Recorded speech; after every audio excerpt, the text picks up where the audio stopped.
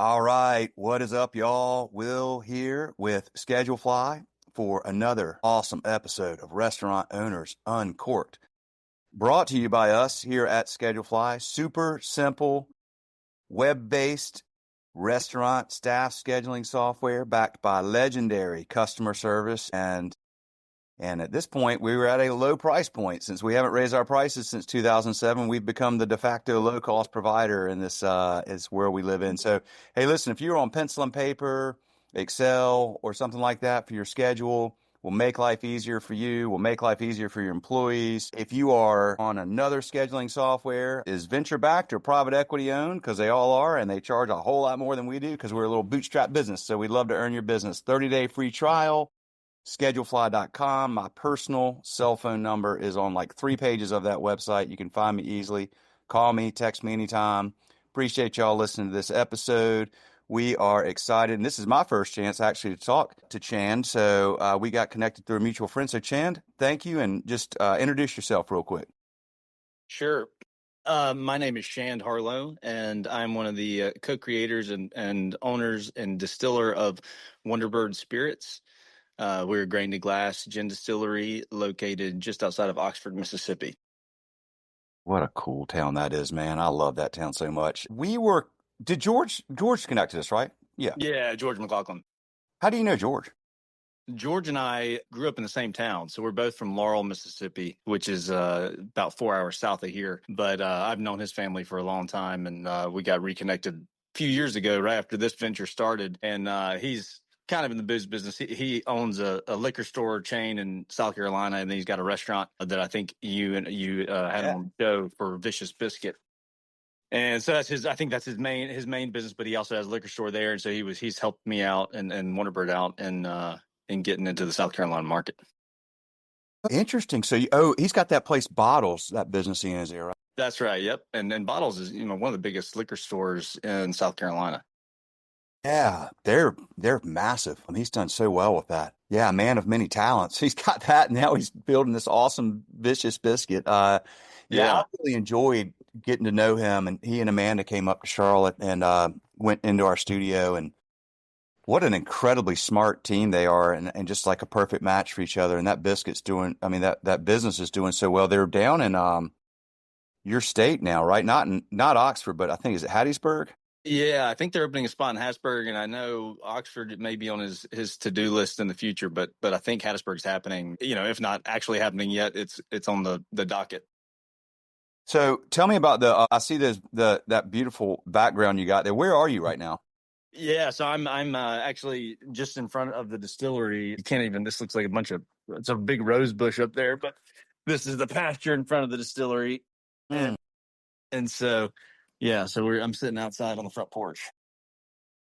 That looks like a beautiful piece of property you have there. So, all right, dude, so we're just going to talk, right? Like, I don't have a format other than just like, hopefully we have some intelligent conversation, inspiring, educational. The only question I ask everybody, for this podcast is just when and why did you get started in the world of hospitality initially? Sure. And, I think most of your guests come from a restaurant perspective. Obviously I am not in the restaurant business, but I have a distillery but the hospitality is a piece of it. And I've never really been in the restaurant business, but I've been involved in hospitality from really a young age. My parents were, from a more grassroots way, my parents were huge entertainers and still are. And so I grew up, them having a dinner party at least once a week. And so I grew up entertaining and kind of doing the whole hospitality thing from a very early age. And that led me to, my parents are big cooks, and that led me to being a big cook as well, and big gardener just like them. And they're also big gin drinkers, funny enough, and also wine drinkers. So my dad was really into wine, and so he would write articles about wine for newspapers, magazines, and so I kind of got exposed to that world early, and it led to me wanting to be involved in this now. But that's how I got started in the world of hospitality. But then went to college in Washington D.C. and then lived in New York City after that. And living in both of those places lit a fire under the passion for good food and drinks. And I was finding in all my free time, I was trying to figure out like, oh, I want to check out all these new spots, see what's going on. And in New York, I was working after college. I was working in finance and quickly realized I did not want to do that for the rest of my life. So I was trying to figure out how to align passions with a career, and food and beverage was kind of the thing I was passionate about. And so I was like, I wasn't sure if I wanted to get in the restaurant business or the bar business for those are notoriously difficult businesses. And so I was like, what's a different angle? I was really into bourbon at the time. I was like, well, a distillery could be a cool way to get to that. And so I then started working with a distillery in Brooklyn called Kings County Distillery. Just working with them on the side while still doing the finance thing, and through that, I was like, okay, I want to do this for myself and do it back home at some point, and then here we are many years later. Okay, so you said you went to school up in DC? That's right. Yep. Okay. Where'd you go to college? I went to Georgetown in DC. Yeah, okay. So you were a good student, clearly a great student. Smart dude. You got into finance up in okay. I'm Yep. tracking. It's interesting how well, good for you, first of all, because a lot of people that go to Georgetown and go to New York and get into finance are there for a really long time and wake up one day at 35 or 40 or whatever, 45, and they're like, I don't, you're kind of like stuck. Like you're like, I don't really love what I do, but Yeah, I saw I too many can't people change doing what I that. do. I did not want to be a part of that parade. So I kind of made a timeline for myself I love New York City, and I think there's probably no better place to be a young person right out of college. But I set a timeline for myself of when I wanted to end New York and move. I always wanted to get back to Mississippi to start a business to help the place versus being someone who left and never came back and let Mississippi continue to deteriorate. And so, that was kind of the goal, and I saw how easy it was to get stuck up there, and so I kind of made a hard line for myself of when I was going to start making the way back down south. And then it coincided with career shifts at the same time. It made sense rather than continue to kick the ball down the road. So here we are. Man, that's I love that you cared about your home state. I had a guy named Robert St. John on here. Do you know Robert? I've never met him in person, but I know of him. He lives 30 minutes away from my hometown. Doing the same thing, like really investing into that state.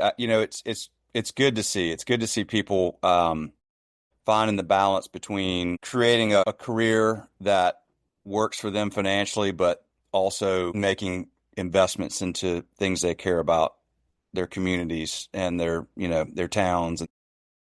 So you're up there for a while. You've got a timeline. You have a plan. I mean, I've got like 1,000 questions I want to ask you because like a distillery is no joke, right? Like getting that started, raising money for that. I want to talk to you about that. Highly competitive space. So how long have you had Wonderbird Spirits? When did y'all launch?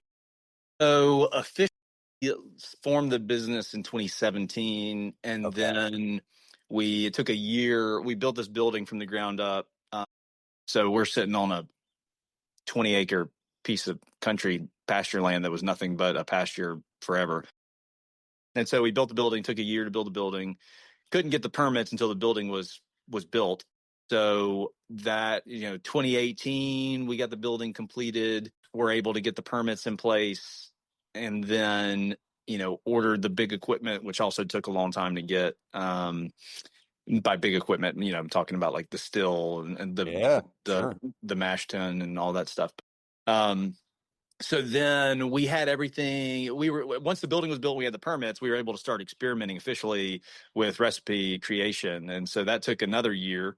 We're grain to glass, so we had really two recipes. Making gin, we had two recipes to come up with. We had the fermentation recipe, just making the alcohol, and then the botanical recipe to actually make the gin flavor profile. So the combination of those two recipes took a year to make. And really the base alcohol, we were set on being grain to glass, wanted to control the quality from stem to stern. And And I don't know, to us, and this, I'm not passing judgment on anybody else's decision not to do this, because it's definitely the hardest, and probably from a business standpoint, in a lot of cases, it makes the least sense to be grain to glass.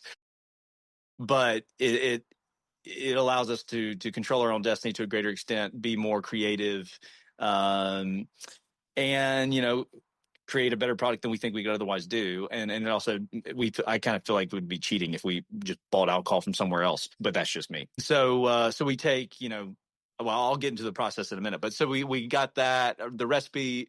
The fermentation recipe took forever, because every variable you change, you then have to wait, 5 to 7 days to let the fermentation, to see what the results are. And so, had multiple experiments going the whole time, and we then would change it one variable at a time, see what happened. And by variable, I'm talking grain, yeast, strain, just the mashing process as a whole, like various stages you can stop at to let various extractions happen. So a lot of things, a lot of variables to change. So it took a long time to come up with that.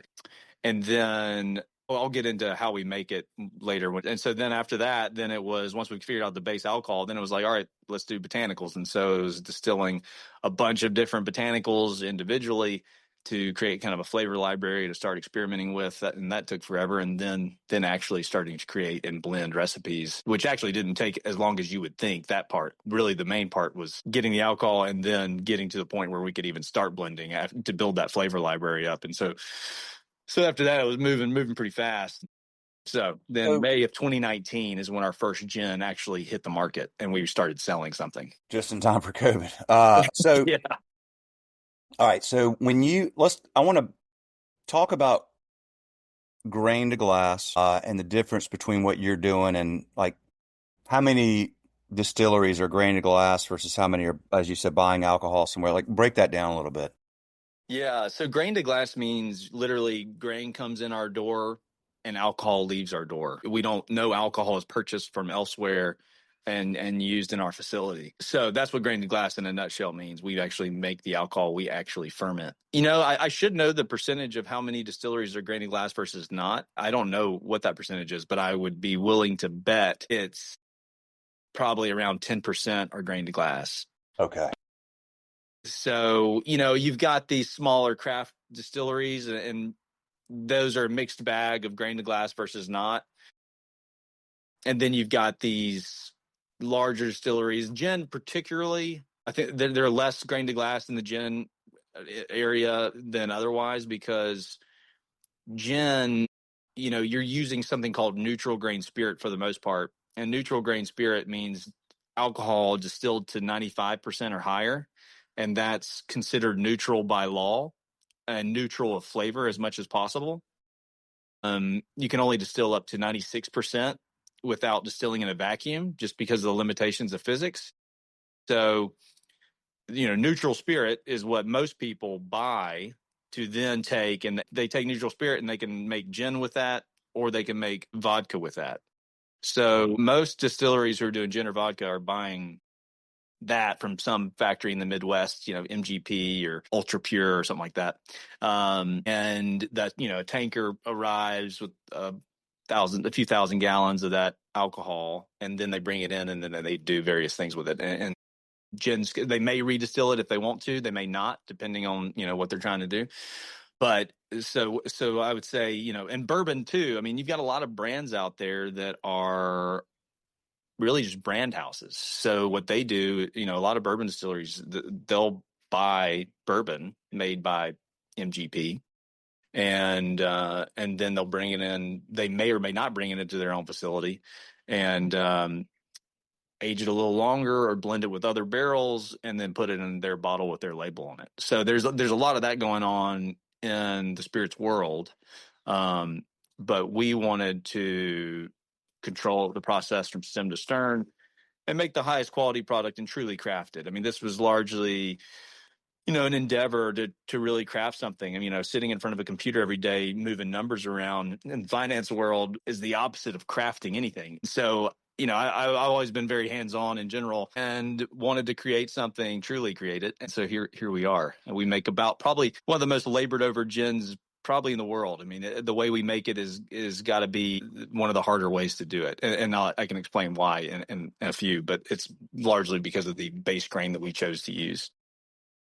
You were what I coined this term recently. You were a spread head. So the reason I use that term is I'm a widespread panic fan, and you hear like, Uh, but yeah, I use it for people that run their businesses based off what the cell in a spreadsheet says. So I kind of like, and I have friends that are I have lots of friends that are in finance, sure. private equity and venture capital and all that. But I'm like, you're just a spread head. Like if the cell says do it, do it. Like, but there's no, it doesn't tell the whole story. That's not what the real world, and there's no humanity in that. And there's like this blend of like, I feel like what you're doing is clearly, I mean, this is, gosh, you're probably the best example of anybody I know. We were just talking about this at dinner last night about business. Getting business right is like this blend of art and science. You kind of have, it's like the confluence of art and science. Like the science is like the measurable and it's specific and it's black and white, and the art is just the feeling and the emotion and like what, like part of why you're doing what you're doing, because it matters to you to craft something that is not just coming from a factory, but you're putting a label and you're sending it out. Not that there's anything wrong with that, but like you're making a decision to make things. I mean, I guess like kind of harder on yourself, but probably more rewarding to you and your team as well, and to Yeah. your customers ultimately. Right. Right. Yeah, for sure. I mean, it's, well, you'll even understand more about how totally true that is based on how we make this. But it's one of those things, especially I think it's every business, but the business in particular, I feel like, you largely have, like you're saying, the math part and the business basics, accounting. You got to make sure that all the math makes the business operate and function as a profitable business.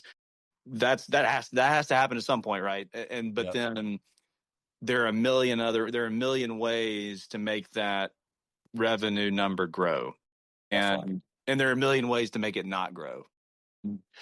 The kind of the not clear science, but the art is figuring out what the right recipe or formula is to make that happen. And I wish I could say that I knew the magical formula, but I don't. I'm still figuring out every day. But, coming to the business like this, and I think you largely think like at a certain point, you're like, oh, there's got to be like an expert out there that knows exactly what we need to be doing, what decisions we need to be making right now. And what you come to quickly realize is if anybody did have those answers 100% locked down, they'd be doing it themselves. And so it's all pretty fuzzy. And so you've just got to feel through it and make a lot of mistakes along the way. Well, I mean, that's the entrepreneurial journey, man. There's no doubt about it. Like trial and error, lean into mistakes because they teach you what not to do. It's a good thing. I remember there's a author that some of his books have really made a big impact on me. Nassim Taleb. He's written The Black Swan and Anti-Fragile. You ever heard of those books? Yeah, I have. He talks about, I think it was an Anti-Fragile, but he talked about like, I thought this was really an interesting metaphor. He's like, look, let's say you're a captain of a treasure finding ship, right? And you know that in some quadrant of the ocean there is buried treasure. And so you mark off, like this is your big quadrant or whatever, and you just mark off these little sections that every day, and you're going to go out there in your ship and you're going to monitor those sections. Every day where you don't find something is not a failure. It's actually a success because you've now ruled that out and you've like narrowed down the window. Like it's there. You don't know where in this quadrant, but it's in that quadrant. And so every day you don't find it is actually good because now you're getting closer and closer to where it actually is. It's like reverse engineering the problems and turning them into like those are positive things. And you kind of have to do that. And particularly I think as an entrepreneur is lean into those challenges. And the other thing I always probably talked about it with George, I talk about it all the time on this podcast is the Jocko Willink video on YouTube called Good. You know Jocko? Have you ever heard of him? Have you ever heard his little speech about good? Like, have you ever seen that video? I'm not sure I have. It's I bring it up all the time. I watch it like once a month. I have my kids watch it all the time. So Jocko, so those of you listening, if you haven't heard me tell this, he's a former Navy SEAL commander, and he's got a great podcast, the Jocko podcast. But my favorite 3 minutes on YouTube is where he talks about how every time one of his guys would come to him with some big problem when he was a commander, a SEAL commander, his auto response like immediately was good. And like whatever it was, it's always good because you're training your if you practice that and you build that muscle, you turn a problem into something that is not really it's a problem, but it's an opportunity. Okay, this didn't work. This grain didn't work out. You know, whatever, this process didn't work, or that was a bad batch. Good, because now we're just getting closer and closer to where we want to be. Yeah, for sure. Yeah, it's funny. It sounds a lot like how I describe dating. When you're dating and you're trying to find your significant other for life, it's a lot of trial by error, but it's really just a process of elimination.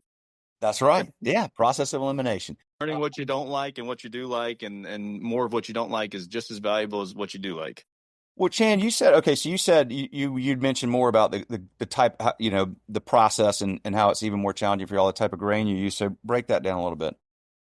Yeah, so we use a jasmine rice grown in the Mississippi Delta, about 50 miles away from here, by a farm known as Two Brooks Farm. It's a family-owned farm in Sumner, Mississippi. They grow a lot of really great high-end culinary rice. You've probably had some chefs on that use their rice. Their rice is widely used in kind of the best restaurants in the Southeast. Why And is that? Just out of curiosity. What about they're just one of the few rice farms down here that aren't just growing commodity, long grain rice. Instead, they're growing really, really interesting varieties and focusing on the quality versus just volume. So they're growing everything from jasmine, basmati, a red rice, a black rice, a wild rice, and then, they grow some long grain and some short grain, but just really cool, unique varieties of rice, and they do it really well. And they focused on this restaurant piece for a long time now, and so yeah, they've got a pretty great following. But we use their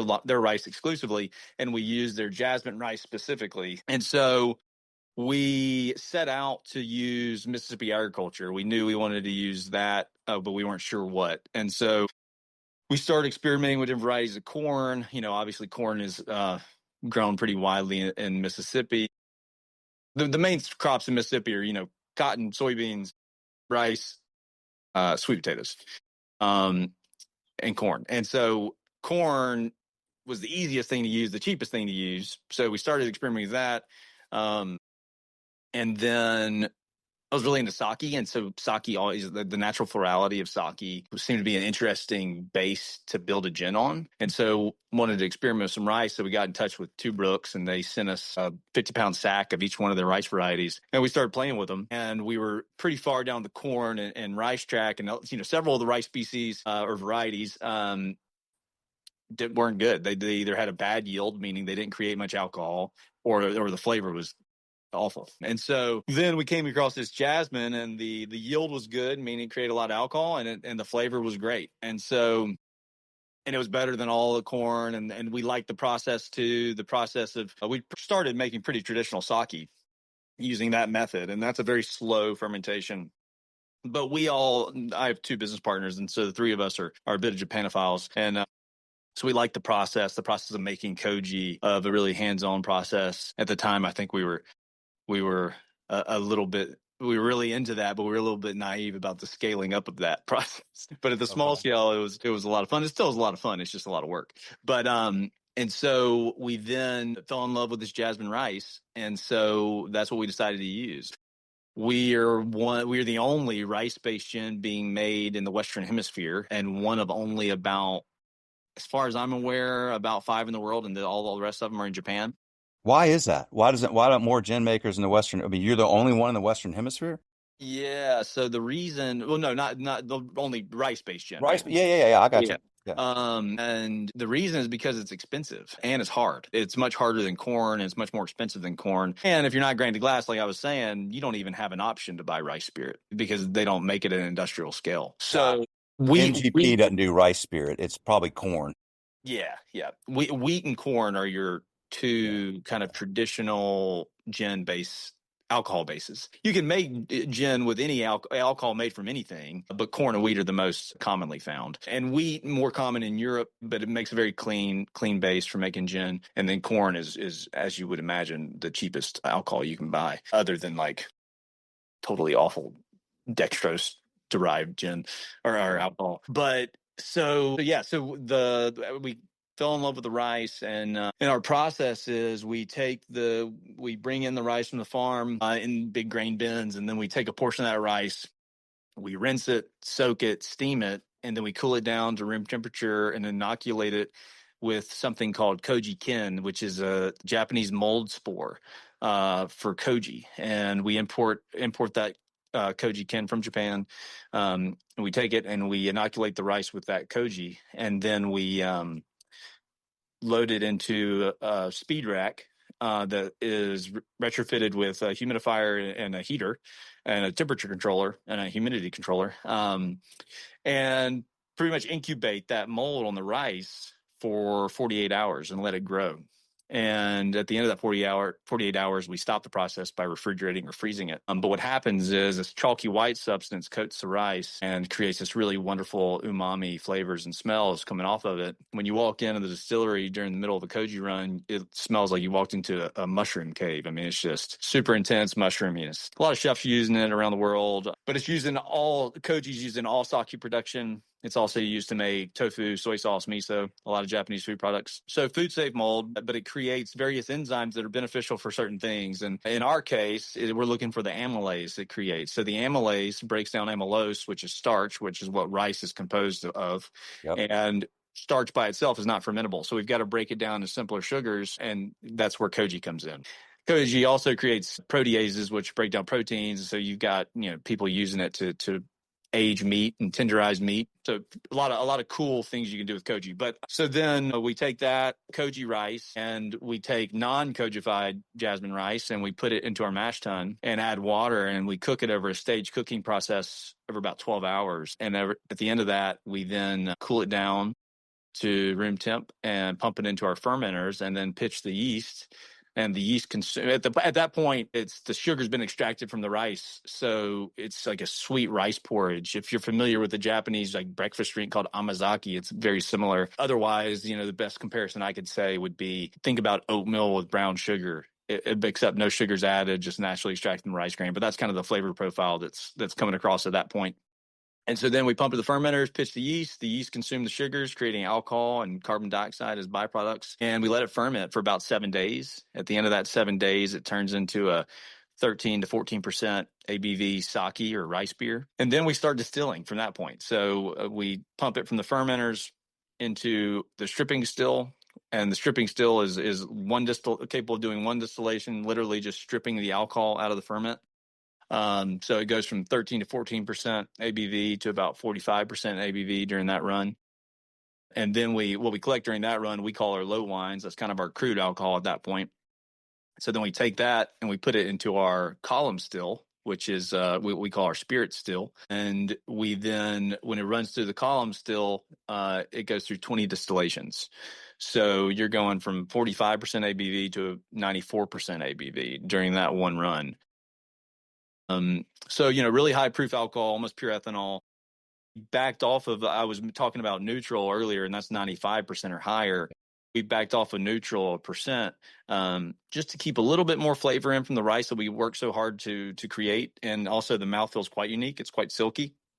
So we want to keep a little bit more of that in too. And so that's why we don't bring it all the way to neutral. And that's very rare. I'm not really even aware of any other gin distillery that doesn't use neutral spirit. There probably is one. I'm just not aware of it. But and so then we take that base alcohol, and at that point, it's pretty much vodka. The only difference between vodka and that is you have to distill vodka to neutral, and then you just run it through a filter. But at that point, it's our blank canvas for starting to make gin. And so then from there, we start making gin, and we then use that base alcohol in pot stills with gin baskets. And that method of distillation is called dry vapor distillation. And it's the way every London dry gin in the world has to be made to be called London dry gin, or even a dry gin, just dry. It refers to that distillation method. Pot still with a kettle, base alcohol goes in the kettle. Then there's a gin basket elevated above the liquid, above the kettle, that when you heat the alcohol in the kettle, that hot alcohol vaporizes at about 173 degrees, and it rises through the botanical, extracting flavor as it does so, that hot alcohol vapor. And then that hot alcohol vapor, after it's extracted flavor, it then keeps on rising, and then it gets condensed back to liquid form, and you can collect it. But that basic method is called dry vapor distillation, and that's the only method we use here. And it's the only method that you can use to make a dry gin. And so then we start doing something else that we do here that's quite unique. So most gin makers, they would put our 61 gin has 10 botanicals in it. Most gin makers would take the 10 botanicals, put them all in the gin basket at one time, run the distillation, and there's their gin. We do it a little differently. We actually do each botanical individually by itself. And so single botanical distillations, and then store them in their own tank, their own single botanical tank. And so we do, for our 61, we do 10 separate botanical distillations. And then we blend those botanical distillates by weight to make sure it's exactly the same every time.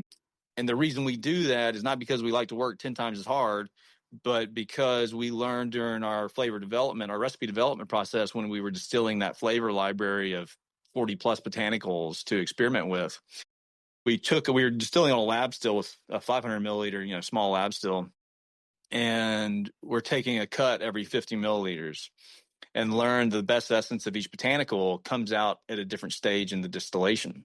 So to achieve the highest quality gin we could possibly make, we needed to do them separately. And that's our singular goal here, is to make the best gin we can. And so that's what we're doing. And that's why we do it that way. But we then, after we discovered that, we started doing them all individually. So every gin at our distillery is made the exact same way in this, that same botanical distillation method, and using the same rice base. And then where they differ is just the botanicals that used to make each one.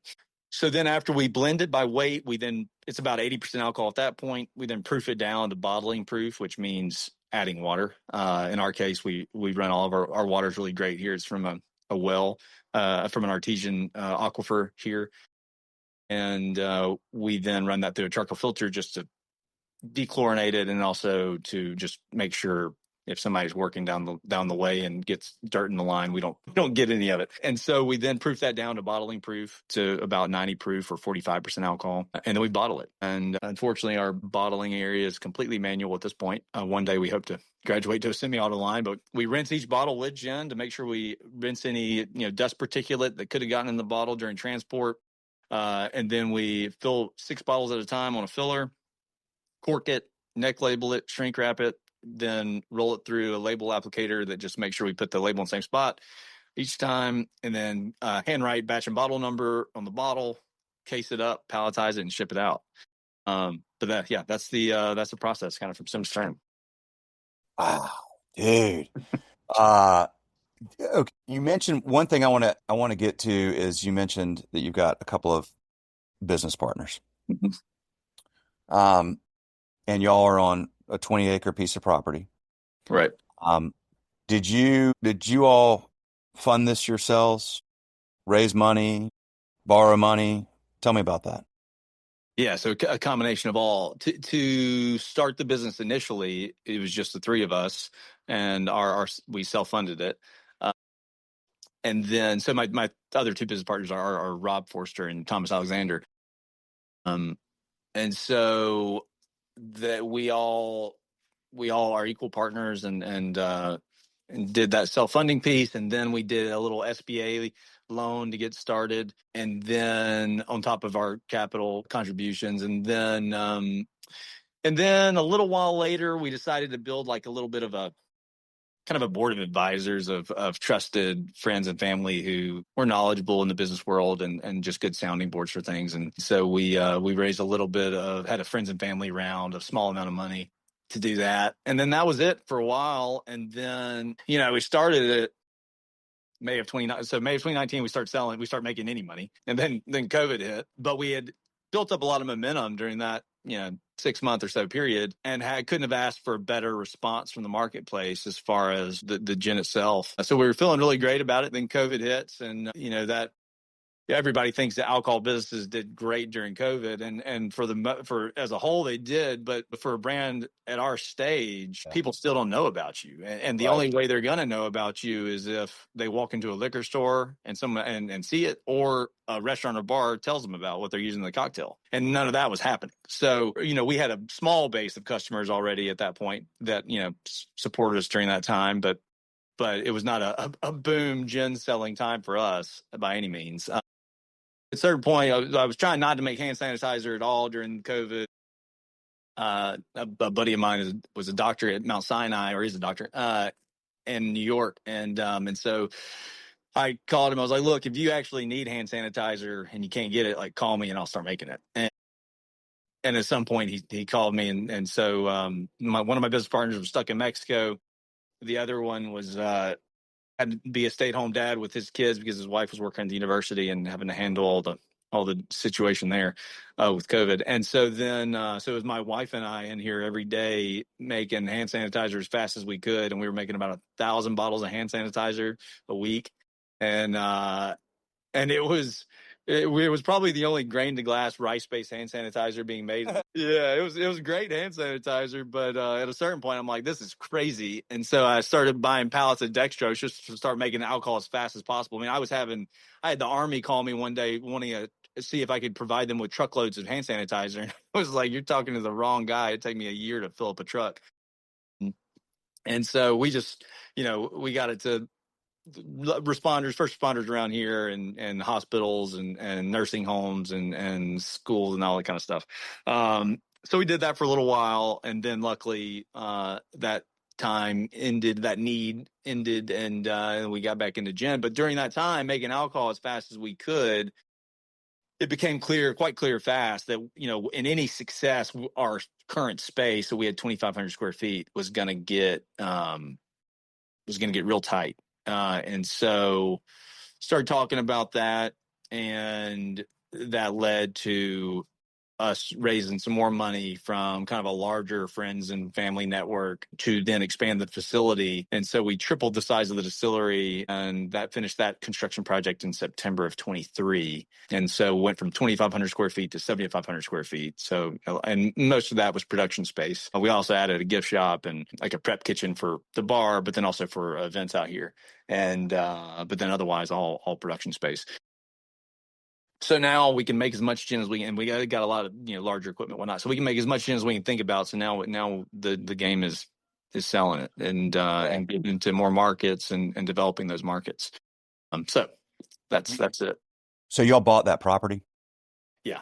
So we have this property on.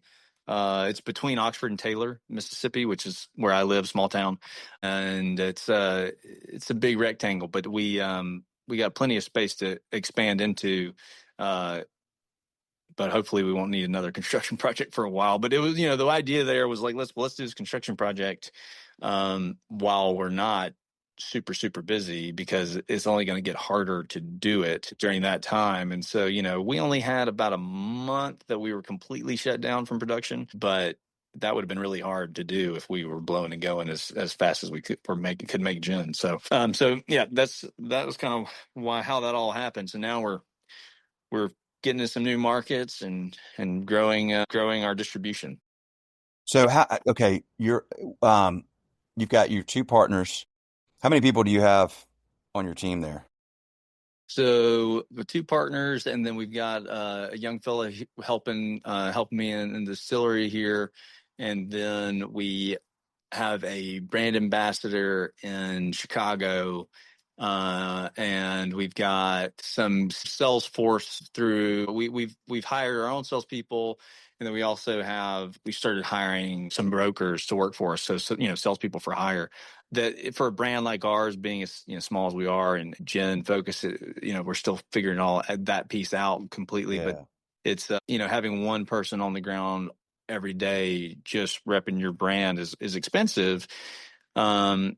And it's also, it's not clear that it's the best approach for us. So we've gotten a few brokers that focus on high quality and have a small book, and they're doing a pretty good job for us. And so we're enjoying that. And but it's always a constant kind of figuring out the best approach. But the brand ambassador thing seems to be the best use of our funds currently, and that's hiring a person who, in a perfect world, is like a bartender at a great spot in a larger town that we are distributed in, and they're still bartending and they work for us on a part-time basis, and in their free time they go and meet with accounts and expose people to Wonderbird. But that's currently our focus, of trying to grow that brand ambassador program, because it seems to be fits a little better than trying to build out our own sales team. So these are like 1099 employees or That's right. contract. Yep. Okay.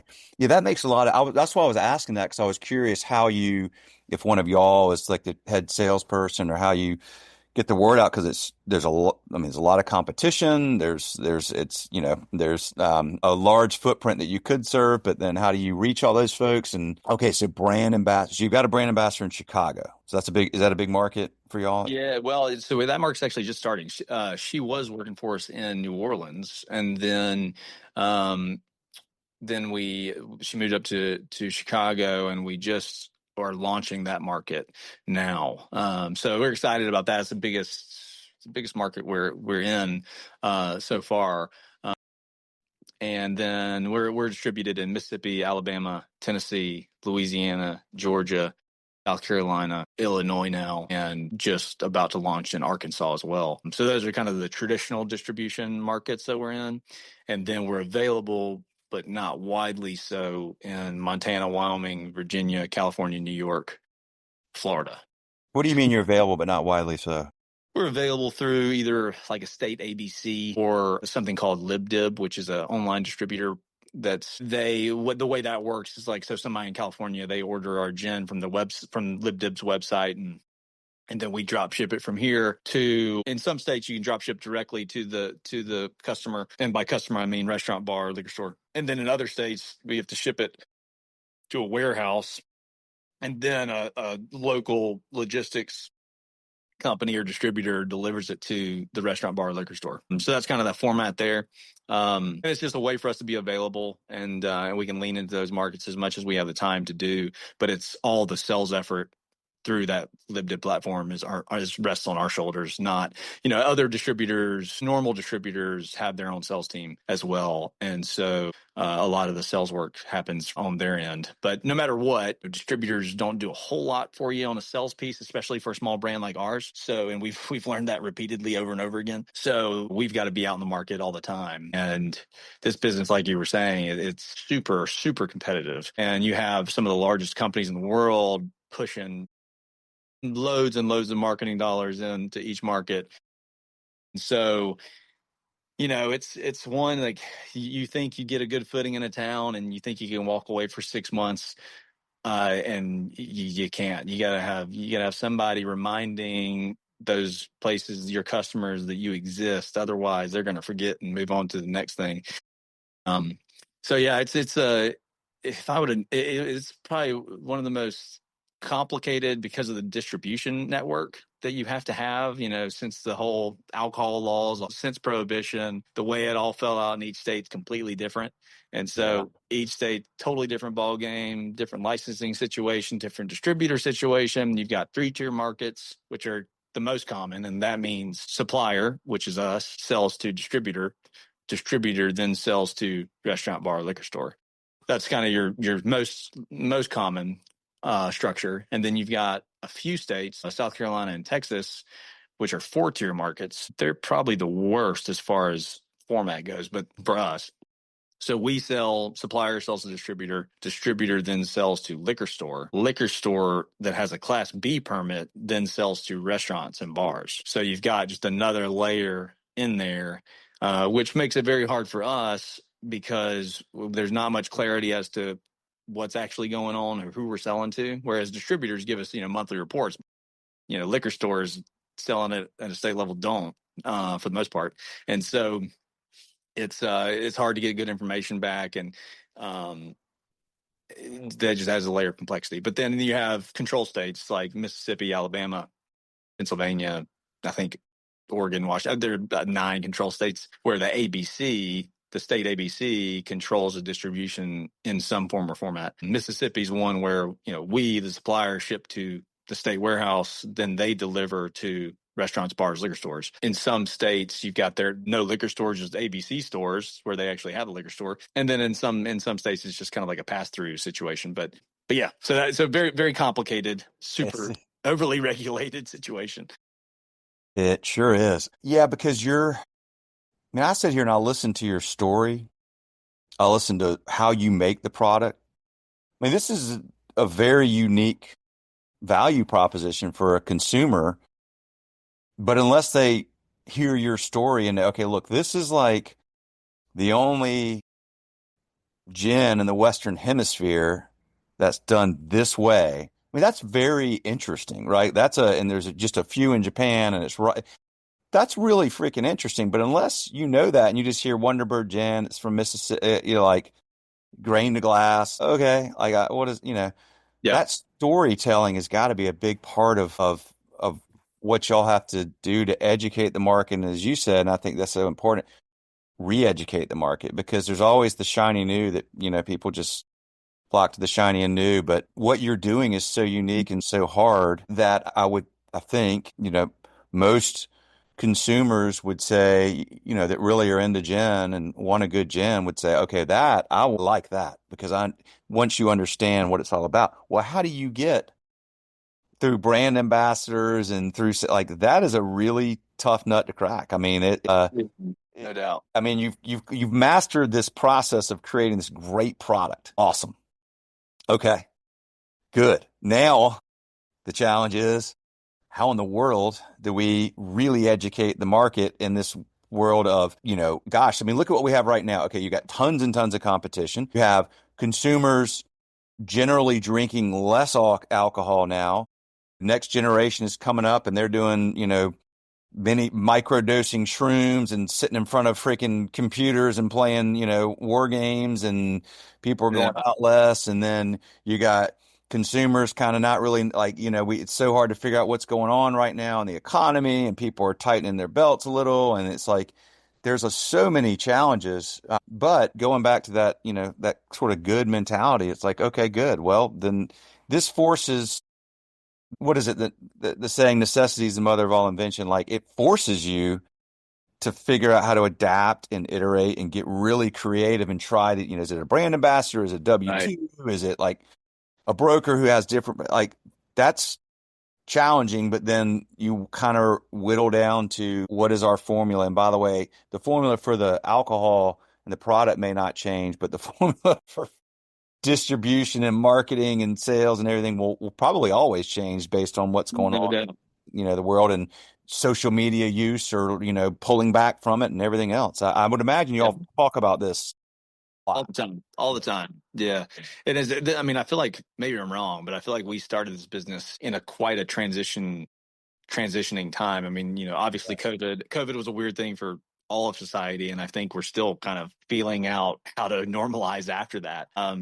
And so that was a weird one. And then obviously, like you were saying, people drinking less, doing, whether or not they're drinking less just for health reasons, but or getting into THC or CBD or whatever, or shrooms or whatever it is, all of that's happening. And last year, the spirits market saw a decline overall, and bourbon was kind of a large piece of that. The bourbon boom seems to be coming to an end, and so we're always kind of reevaluating what we're doing. But the with us, it's the brand ambassador piece. It's getting people to this distillery to do tours and tastings and educating them on what we do and what is gin. I mean, the thing about gin is it's a large component of is re-educating the populace as to what gin is and what it can be.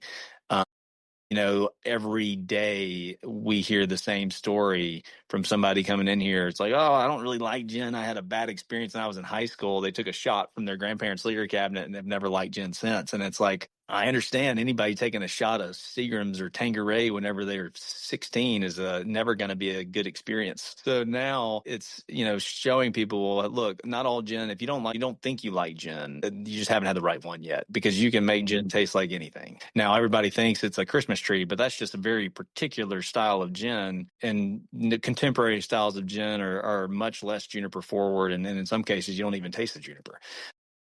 So there's that piece of re-educating. And also we make a cask finish product here as well, and that is often, we kind of change the barrel every time, but we often use a freshly emptied bourbon barrel, and so that creates kind of a more bourbon flavor profile. Because also, as you can imagine, being here in Mississippi, we get a lot of people, a lot of men especially, come in here like, oh, I don't like gin, I just drink bourbon. And it's like, well, okay, well, here, you can taste this and see what you think. And this is much more kind of up that alley to get certain people kind of open the door to being interested in gin. So, all that's a big piece. Doing tastings in liquor store and educating the liquor store and restaurant staff is a big thing. Getting on cocktail menus is a huge thing. Our product is, the more sophisticated the market, the better we tend to do. And when we go into a market, the top, call it 20 restaurants and bars are kind of our target list, and we do really well with those, because they, for the most part, those places really care about their suppliers and care about how is it made, and the actual craft of it. And then also, luckily, each of our gins, like our Magnolia and 61, we won gold medals from San Francisco World Spirits Competition the year they were released, which it was a good validator for us that we weren't crazy people out here, making hooch in the Mississippi hills. So that was nice. That was good to validate that. And then we, our Magnolia gin, the year it came out, we developed that during COVID, but that one won Garden and Guns Made in the South Awards, which was a big piece of press for us. And then our 61 gin won best overall contemporary gin from Tales of the Cocktail. So Nice. we got a bunch of awards and stuff that just were, that's a good way also to get the word out. Yeah. And press, obviously, PR. We like organic PR more than paid PR. Paid PR, we've tried it and just mixed bag of results and very expensive. And so, so it's a combination of those things. And, there's no better marketing for us than being on a cocktail menu at a great bar or restaurant, because that prompts the customer to be like, hey, what's this? What is this Wonderbird, or where's this from? So that's kind of like what our main focus is of getting in those places and on those menus. Man, dude, I love it. Golly. Well, first of all, congratulations. I mean, you made a big leap. Left